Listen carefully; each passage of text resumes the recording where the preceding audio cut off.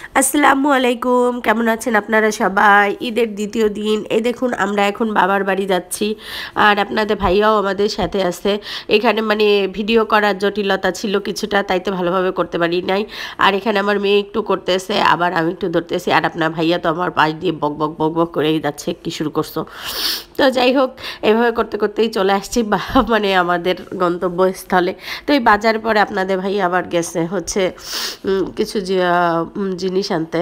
তো এখানে দেখলাম একটা হাতি, তো ভাবলাম যে হাতিটাকে ক্যাপচার করি, দেখি। আসলে আমরা ভ্যানের ওপর বসা ছিলাম এবং ছেলে মেয়ে ব্যাগ ট্যাগ নিয়ে আসলে নেমে যে সুন্দরভাবে ভিডিও করব সেটা হয় নাই। তো সেক্ষেত্রে আমি দূর থেকেই আসলে জুম করে যতটুকু ভিডিও করতে পারছি ঠিক ততটুকুই। দেখলাম হাতিটাকে দিয়ে তার মালিক হচ্ছে বিভিন্ন দোকানে যাইয়ে যে আসলে টাকা চাওয়াচ্ছে। তো ভালোই লাগলো দেখতে, যে মানে এটাও নতুন একটা অভিনব ব্যবসার কোয়ালিটি। আর এরকম হয়েছে নাকি আগের দিন একটা লোক নাকি টাকা দেয় নাই এই হাতিটার ক্ষেত্রে। বাসায় মানে আমাদের বাড়িতে এসে শুনলাম এই জিনিসটা, যে এরকম একটা লোক নাকি এরকম টাকা দেয়নি, টাকা দেয়নি বলে নাকি হাতি তারে উঠায়, ওই সুর দিয়ে উঠায় নিচে ঠাস করে ফেলে দিছে। তো বোঝেন আসলে মানুষের কত রকম। আর এই হাতিটা কিন্তু বিশাল আকৃতির। আমি আসলে অনেক দূর থেকে মানে ভিডিওটা করতেছি বলে ছোট দেখা যাচ্ছে, কিন্তু এটা বিশাল আকৃতির একটা হাতি। আর সবাই একটু কম বেশি জড়ো হয়ে দেখছিল, যার জন্য এখানে আমার মানে আরও সমস্যা হচ্ছিল ভিডিও করতে।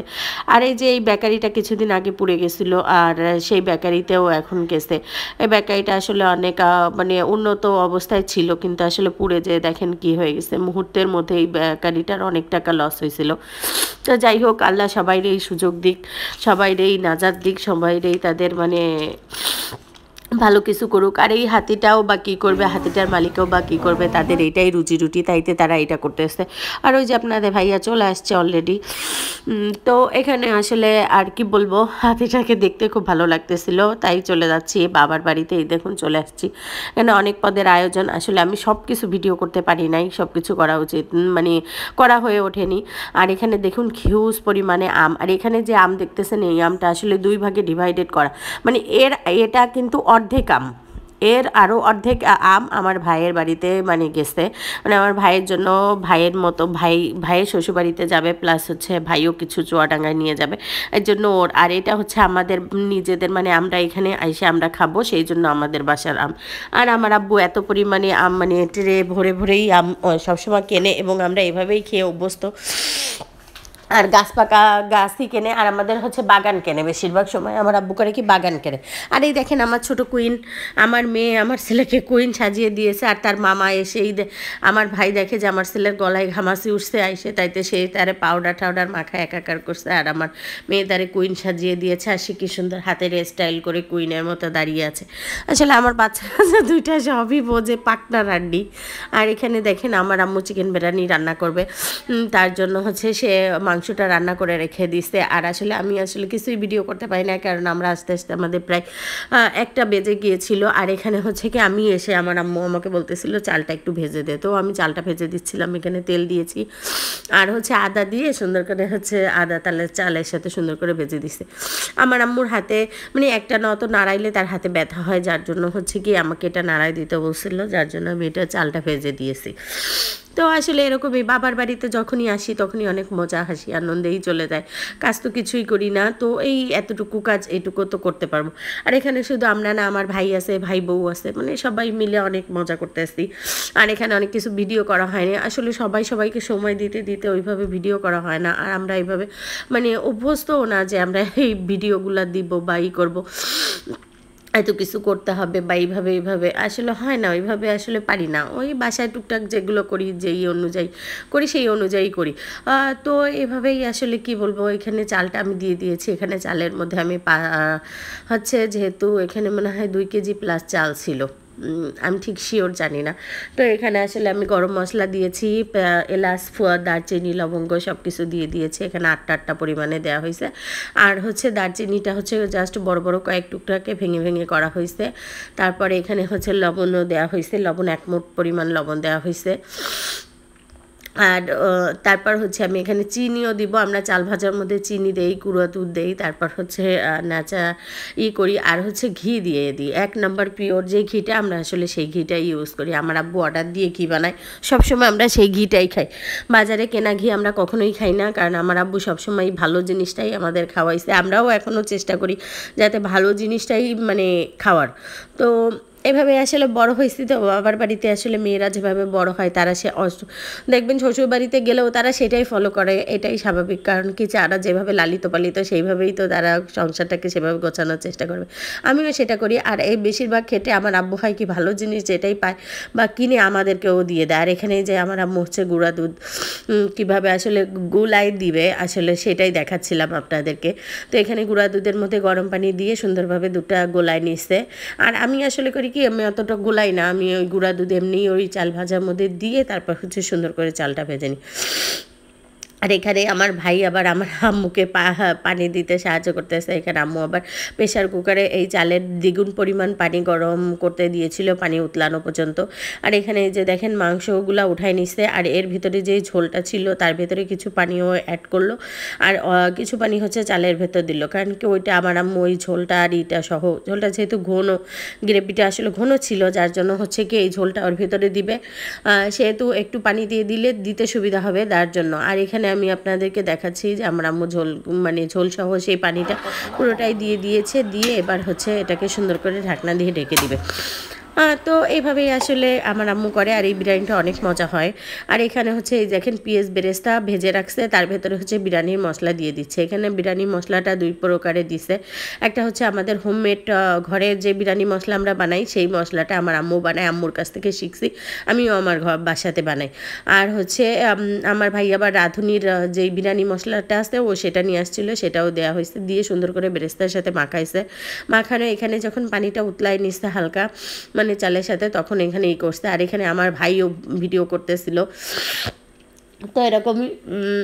আর এই যে এখন গুঁড়ো দুধটাও দিয়ে দিয়েছে। আসলে অনেক কিছুই মানে কি বলবো, দেখানো হয় না। বাবার বাড়িতে আসলে শুধু মনে হয় কি কথা বলি, ঘুরি ফিরি, এইটাই মজা লাগে, অত কিছু আর হয় না। যে আমাদের বিরিয়ানি রান্না কমপ্লিট হয়ে গেছে, এখন আমরা সবাই মিলে এক জায়গায় খাবো। আর এখানে কিন্তু অনেক বড় পাতিলে বিরিয়ানিটা রান্না করা হয়েছে, আসলে দেখা মানে আপনাদেরকে বোঝাইতে পারতেছি না দেখাইতে। আর এখানে বড় মানুষ বলতে আমরা 6 জন, আর আমার ওই যে কচি কাঁচা 2টা বাচ্চা, এই হচ্ছে আমরা মানুষ, আমরা 2 বেলা খাবো। আর হচ্ছে আমার আম্মু একটু পাশেও মানে দেয়। তো সেক্ষেত্রে মানে আমাদের একটা দাদি আছে পাশের, ওই যে আপনারা দেখছেন আমার ভিডিওতে অনেক সময় আমি তাকে দেখাই না, তার অনেক কিছুই দেখায়, তো সেই দাদি আছে আমাদের সাথে। তো এই যে আমাদের বিরিয়ানি বেড়ে নেওয়া হয়ে গেছে। আর আসলে ঈদের আনন্দটা অনেক বেশি, আসলে ঈদের দিন আর আনন্দ করতে পারিনি যতটা আনন্দ আজকে পেয়েছি। আমার আম্মুও সবসময় বলে যে তার নাকি ঈদের দিন মজা লাগে না, ঈদের দিন আনন্দ লাগে না, ঈদের দিন ঈদ মনে হয় না। যখন আমরা বা আমার ছেলে মেয়ে সহ আমরা আসি বাসায়, তখনই তার কাছে ঈদের দিন মনে হয়। সেই সময় ঈদ হোক বা না হোক, কিন্তু তার কাছে সেই সময়টাই ঈদের সময় মনে হয়।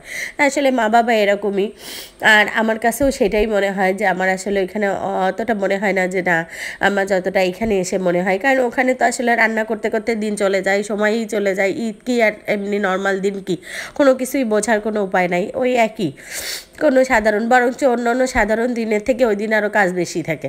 তো এক্ষেত্রে বাবার বাড়িতে আসলেই মনে হয় যে আসলে ঈদটা করছি। তো এখানে আমার আব্বু বিশাল সাইজের একটা দই নিয়ে আসছিল, এখানে 2 কেজি ওজনের একটা দই। আর এই দইটা এত মজা যা বলার মতো না, মুসলিম সুইটসের দই, এই দইটা অনেক মজা। দেখতেছেন দইয়ের উপরে শুধু সর আর সর।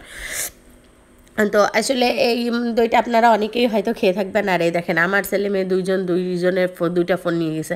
আমার মেয়ে তার নানানের ফোন দখল করছে, মানে আমার আম্মুর, আর আমার ছেলে হচ্ছে আমার আব্বুর ফোন দখল করছে। আর এখানে আমার আম্মু সবার জন্য খাবার বাড়তেছে, এই করতেছে। আর আপনার ভাইয়া ওই পাশের রুমে, সে আসলে আমার ফোনে একটু সমস্যা হয়েছে, আইফোনে আমি স্পেস প্রবলেম হচ্ছে, যার জন্য আমি হচ্ছে ঠিকমতো ভিডিও হচ্ছে আপলোড করতে পারতেছি না। আর আমার যেহেতু এক্সট্রা ফোন নাই যে ভিডিও করার জন্য, বা এক্সট্রা ক্যামেরা নেই, সেক্ষেত্রে আমার ভিডিও আসলে এই ফোনটার উপরেই ডিপেন্ডেবল, যে আসলে ওই জন্য আমি ঠিকমতো করতে পারি না। আর এখানে আমার আব্বু খাবার খেতে বসে গেছে অলরেডি।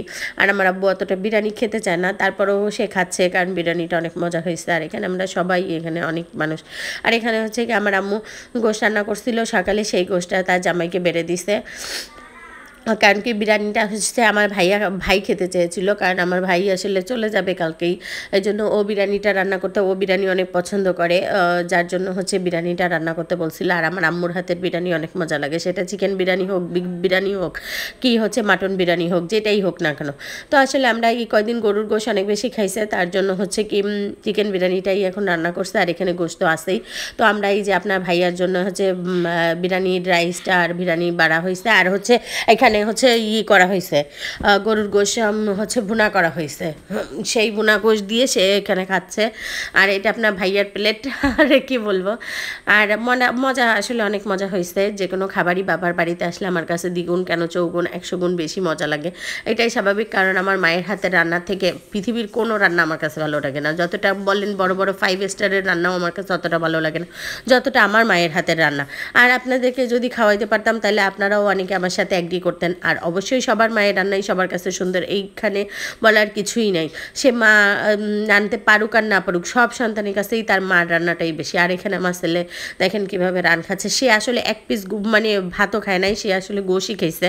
সে একবার গরুর গোশ খাইছে, একবার মুরগির গোশ খাইছে, আর হচ্ছে 7 আপ খাইছে, এই হচ্ছে সে খাইছে, আর কোনো কিছুই সে খায় নাই। আর আমরা ওই যে দেখেন আমার ছেলে তো